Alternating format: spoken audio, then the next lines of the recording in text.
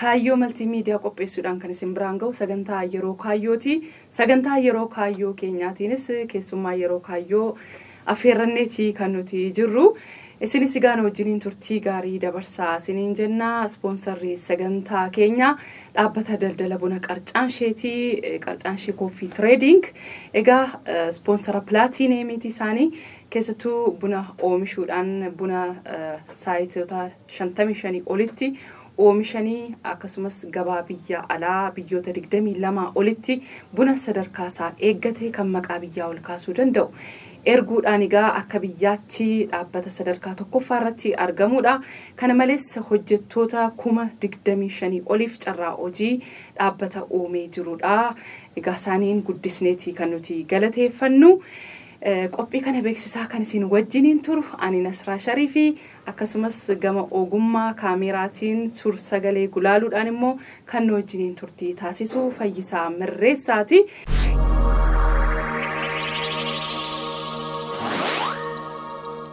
Keessummaa yeroo kaayyootiin artiistota keenya gama sirbaatiin, gama aartii diraamaatiin, fiilmiidhaan, walaloodhaan aartii garaagaraa irratti hirmaatan kan nuti keessummaa goonu warreen lafaa dhufoo ta'an sirboottan garaagaraa hojjetan akkasumas gama diraamaatiin gama walalootiin jiran kana malees immoo warreen immoo kana dura muuxannoo qaban qilleensa irraati yookaan televezyiinii irraa fagaatan eessatti baddanii jennee yeroo itti gara stuudiyootti affeeruudha. Marree keessummaan keenya hadhaa weellisaa reefuu lafaa dhufaadha. Mee innumtuu waa sagaleedhaan jedhee ofaa beeksisu atumtoof beeksisimee waa sagaleen jedhiiti uummataan ol bari. Ayyee. Gadaan gada quuffaa warra mataan rufaa waan gadaan eebbifte wallayyoon cufirra fuudha. Gadaan gada quuffaa warra mataan rufaa waan gadaan eebbifte wallayyoon cufirra fuudha. Amma ammat kan cooraa jedhan. Tole keessummaan keenya Muhammad Qancooraati. Baga gara stuudiyoo keenyaatti waamicha keenya kabajjee nagaadhaan argamtee baga nagaan nu dhufte. Galatoomii atilleen ka qoomii dansa tanan na yaamtee naaf feerte ulfaadhi wayyam galatooma atilleen.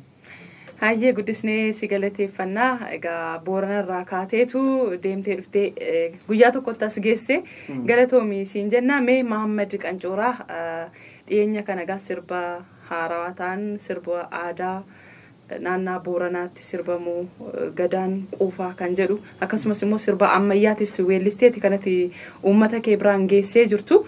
Mee jalqaba irratti Muhammad eessatti dhalatee guddatee akkamitti immoo gara aartii sirbaa kanaatti dhufee kan jedhu irraa jalqabnu laata? Dansamaa hin taate. Ani bakki ani itti dhaladhe Oromiyaa keessaa godina Booranaa. Aana dirree ganda booqee sooddaa jedhamtu jira kan itti dhaladhe. Achuma dhaladhee achuma guddadhee yaaballoo guddadhee godinum sun keessa jechuudha. Achuma dhaladhee guddadhee gara aartii akka ani itti dhufeeni namuu fedhii qaba. Waan guldeem qaba, waan hordoof qaba. Ufuun keessatti argee yoo iddoo walaloo hin barreessaa gaafa barataallee hin barreessaa walaloo hin barree nagee jirti si galtee. Akkasumaan jechaa jechuun jechaa itti dhufee akkasiin aartii dabalamee jiru. Tole gara aartii kanaatti dhufteetta amma sirba kan mataa keetii sirbiteetii kanatti jirtu. Sana dura akkam waa kan eenyuufaa shaakalta turteeyyuu moo tokkichumaan walaloodhuma hankee barreessitee gara sirbaatti seente? Dhugaa dubbachuuf afaan ittiin kadhe sirbuun kiyya.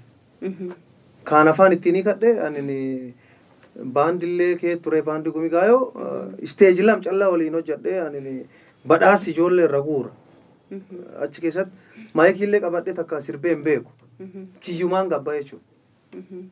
Ammoo sirba artistoota eenna cuuf hin dhagaa. Sirriidha mee sirba kan kee aadaa keessattuu gadaa quufaa kan jedhu abbaan warraa mataan ruufaa jetteeti jirta. Mee sanumarraa haa jalqabnu walaloonsaa fi yedaloon kan eenyuuti kanuma keeti? Walaloo fi yedaloo nama barreesse kiyyu namatti hojjete. Mee sagaleedhaan jedhi mee? Gadaan gada quufaa warra mataan ruufaa waan gadaan eebbifte allayyoon cufirra fuudha. Maali mataan ruufaan? gadaan gada quufa abbaa warraa mataa ruufachuun roofti tana. Abbaa warraa roofti tun aadaa qabdi. Roofti tuni nami cuftii ni hidhatu. Akkasumallee itti hidhatan. Guyyaa jilaa hidhatan. Shigalti rooftana guyyaa ilmi ishii dhalatiin ni hidhatta. Guyyaa dubrufuutiin hidhatta. Guyyaa gammachuu qabdullee ni hidhatta jechuudha. Anoo akkam tokkotti ammaaf hin fuune ammoo hidhachuu hin qabu. Ammoo waan aadaa gartee waan aadaa waan ibsuuf tochi malee ardhitee amma naajilaa jechuun maaliif jennaani waan aadaa waan dubbadhuuf waan aadaa waan sirba aadaa irraa waan dubbadhuufi jila jechuun ardhitee amma naa. Baay'ee namatti tola. Keessattuu sirni gadaa dhalootaa dhalootatti sirna darbaa dhufeedha. Egaa sadarkaa dur yeroo dhuma rakkoo irraa kaaseetu cimaa dhufee ituun gatamin cimsamee as ga'eeti kan inni jiru. Amma dhaloonni ammaallee daa'imman xiqqummaa irraa kaasanii sirna gadaa akka barataa deemaniif hanga kaarikulamii barnootaa keessatti sirni gadaa galu ta'eeti kan inni jiru. Isinis immoo dhalootaa dhalootatti dabarsuudhaaf wantoota amma gara aartiitiin irratti hojjechaa jirtan cimsitanii deemuudha kan isin qabdani. Achi keessatti gaa amma aadaa gadaa keenyaa abbaan gadaa makal qabaa. Makaliin maalidha achi keessatti? Makkala jedhani. Aadaa gadaa teenna abbaan gadaa makkal qabaa jedhan. Maali makkal? Makkal jechuun gartee afaan biyya kana namni yoo dubbanne protokoola jechuudha. Gam tokkoon gaardii isaati, eedduu isaati. Gam tokkoon maal protokoolii isaati jechuudha. Si galtee ilisaati. Si galtee abbaan gadaa kophaan deemu. Maan malee makkala malee. Makkala jechuun protokoola mataa isaanii qaban jechuudha. Abbaan gadaa kan makkala hin qabne akka aadaatti makkala hin qabne yaa hin qabne suni akka gar keenyatti fakkeenya gadooman jedhamta jechuudha. Baay'ee namatti tola. Keessattuu ati sirba kee keessatti sirbummaa isaa qofa osoo hin taane aadaa ta'uu isaa qofa osoo hin taane achi keessatti waa'ee sirna gadaa wantoota amma kaasaa jirtu kana tuqxeeti kanati sirbicha keessatti sirbitee jirtu. Waan ittiin bashannanaa irraa baratan wayiiti kan inni qabu sirbi kan kee kun jechuudha. Egaa dhaloota kaaniifis fakkeenya kan ta'uu danda'udha. Mee garuma aartii kanaatti mi'a dhufnuti aartii fedhasaa akka keessa kee jirus naa kaasteeti kan jirtu. Mee sirba eenyuu jaallattameeti? Cuufin jaala sirba artistoota ennaa hundiin jaala cufa hin dhageeffadhalle aarana arda baanan ardhumna bira dhaqqaba onlaayinii jira hunduma isaanii jaaladha. Akkam gama kaameraatiin gulaaliidhaan eenyutu si wajjiniin tureen eenyu si hojjete amma sirba isa kan aadaas kan ammayyaa? Namni na hojjete Baqaaluu Daanyeti. Baqaaluu Daanyellee asumaan galateeffachuu barbaada. Waan hedduu kee waliin dabarree nama akka malee walitti dhiyaannullee nam cimaa nam dansaa gartee amal dansaallee qabu asumaan galateeffachuu barbaada namni na hojjetisa. Bareedaadha. Maaliif yeroo baay'ee artistoonni keenya weellistanii yookaan gama diraamaatiin hojiiwwan hedduu hojjetamee yuutuubii irratti fe'ama akkasumas qilleensa irratti televezyiinii irratti ni ilaalama. Namootuma fuuldura jiru sanadha kan ilaalamu malee namoonni duuba jiran hin beekaman. Kanaaf yoo kaapshiniidhuma irratti waa dubbifamee darbe akkasumattidha. Kanaaf ga'een hojii keessan bareechanii baasuu keessatti isin beeksisuu keessatti ga'een ogeessota kaameraa akkasumas suur sagaleedhaan illee kan hojjetan ga'ee guddaadha kan qaban waan ta'eef asumaan egaa warra kana hojjetan hunduma isaanii galateeffachuudha kan nuti barbaannu.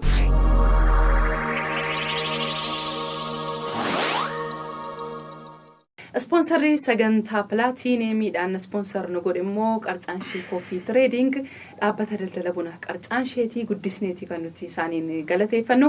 Isinis yaada qabdan bilbiltanii barreessitanii nu biraan gahuu ni dandeessu. Oomishaaf tajaajila keessan beeksifachuudhaafis balballi kan keenya banaadha isiniin jenna. Marree keessummaan keenya gaa Muhammad Qancooraati sirbasaa aadaa hordoftanii walitti deebineetii kan nuti jirru. Marree akkamitti bashannanaa irtaatu guddoo bashannanuu jira. Haa ta'u gaa amma moomee gara sirba kan kee ammayyaa kanatti dhufna. Sirbi kan kee ammayyaatis haala bareedaa ta'een kan hojjetamee jirudha. YouTube irrattis sirba fe'amee jirudha. Hordoftoonni keenyas tarii ilaalanii ta'uu danda'a.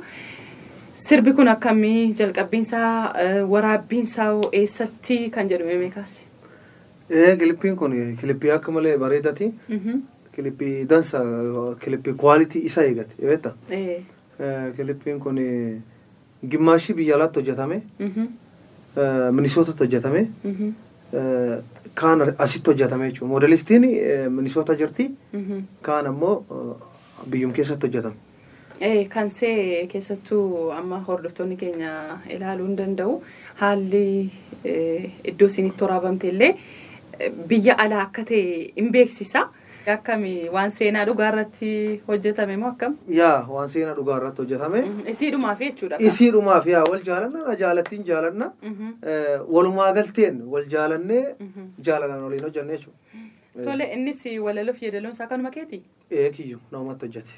Sirbi keenya sirbi Oromoo sirboota aadaatti yeroo baay'ee kan luuccessaa ture amma dhiyeenya kanarraa kaasee gara sirboota ammayyaattis fidaati kan isin jirtanu kan baay'ee namatti toluu fi kan jajjabeeffamuu qabudha.